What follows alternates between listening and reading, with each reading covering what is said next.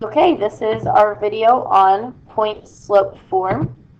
All right, so let's talk. Point slope form is another form for an equation of a line. Okay, so now we have our slope intercept form of y equals mx plus b.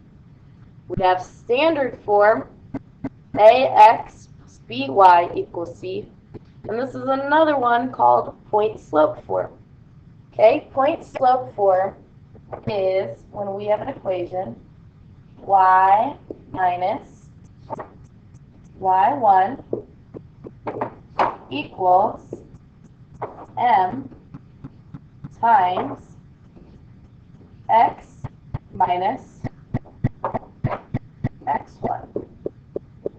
Okay, I kind of color-coded that so we can see it a little better.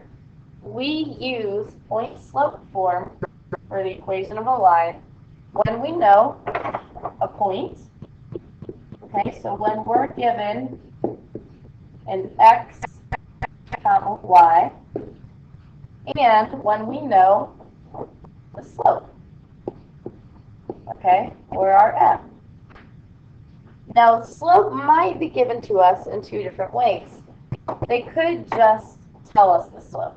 Maybe they say m equals 3/4. They just give us some number, okay? If we have that, we could just plug it right in. Or sometimes they might tell you 2 points. So maybe you're given the point 3, 5, and 2, 7, and you have to use our formula to find the slope. Remember, that is y2 minus y1 over x2 minus x1. Okay? So there's two ways. So let's talk about the first way. The first kind of problem you might encounter is one where it says to find the equation of the line. It says maybe a line has a slope of negative 1/10, and it goes through the point 2 comma 10. Okay, so we just go back and we can plug these in. I have here y minus my y1. Well, what's my y in this point they gave me? Here's my y1. It's 10. So y minus 10 equals m. Well, what's our m? Get our m, or our slope here, is negative 1/10 times x minus x1. Right? If our y1 was 10, our x1 over here is going to be 2. Okay? So y minus my y1 equals my slope times the quantity x minus x1. Okay? This is the equation of this line in point slope form. I could simplify it and make it look like what we're used to. Our slope intercept are y equals mx plus b. Okay? I could easily do that. I would just have to distribute my 1/10, and I would need to add 10 to both sides. We're not going to practice that right now, but it's good to know that we can go back and forth between these forms. Okay? Let's try another one. It says you're given a line with a slope, so our m of 3/5 that goes through the point 7 comma negative 4. This is our x1, y1. Okay, so let's plug into our equation. We could say y minus, well, our y1 is negative 4.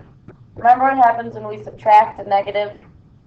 Can't I say positive or plus? So y plus 4, okay, equals our slope, our m, 3/5 here, times the quantity, x minus, what's our x1? We said it was 7, minus 7. Okay, and here is another equation of a line written in point slope form.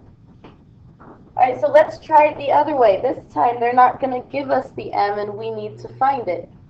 So how do we find the equation of a line that goes through the point 10, 12 and 5, 25? Alright, well we need to find our slope. So we need to do the difference in our y values over the difference in our x values. Remember our rise over our run. So I'm going to say 25 minus 12 over 5 minus 10. Okay, can we simplify this?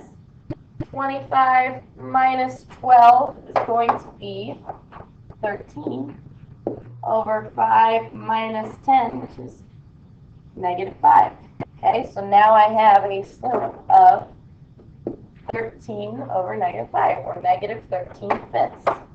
Okay, now that I have a slope, I'm just going to pick a point for my equation because I know my line goes through both of these points. Okay, so I'm going to pick this point for my x1 and my y1. Alright, when we fill in for our equation of a line, we say y minus y1 minus 12 equals m, our slope, which we had negative 13/5, times the quantity x minus our x1 here is 10. Okay, so there's just an extra step. First we had to find the slope, then we could plug in what we knew. Alright, let's try it again.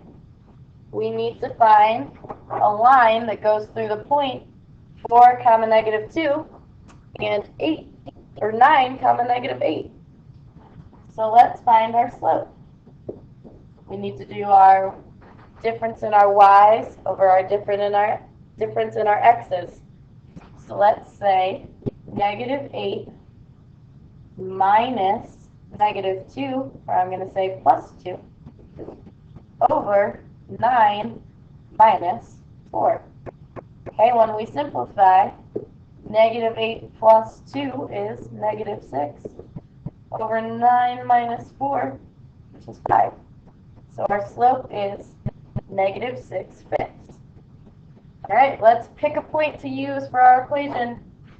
Let's use our second one this time, okay? This will be our x1 is 9, and our y1 is negative 8.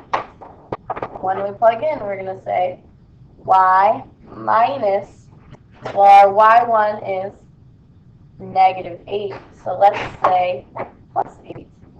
Y plus 8 equals our n, negative 6/5, times x minus, what's our x1?